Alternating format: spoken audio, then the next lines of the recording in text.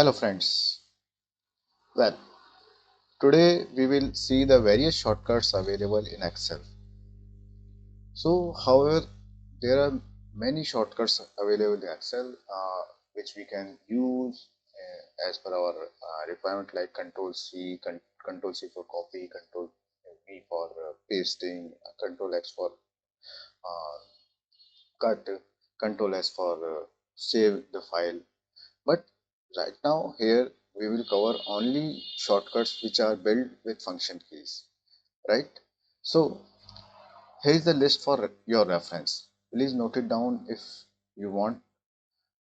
These shortcuts will work when we press function keys along with alt key. Please note we need to press function key with alt key. Let's see one by one. So uh, F1 is related for insert chart. If we want to insert any chart with our data, then there is a shortcut is being provided by Excel, that is F1. So for chart we need some data, so I just prepare a random data where we have month and numbers with them. So I will click on this data chart and click on F1, alt F1. Let's see. So it is showing a number chart for this data, right? So this is related F1. Do this. F2 for save as. So through Control S we can save our file, but if we want to save our file in any another format, then we can use F2. So see, save as is coming, and we can give name of the file, and we can select any type which we want. Right now I am not saving this file because I need to continue with another options, right? Another function is F4. F4 is quit from Excel. So for quitting Excel we need to press F1.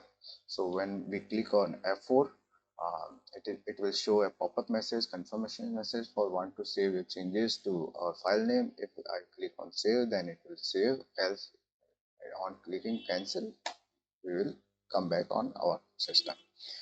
Now another option is F8. F8 is related to create or edit macros. Macros is being prepared in Excel for prepare any shortcut key for user reference, right?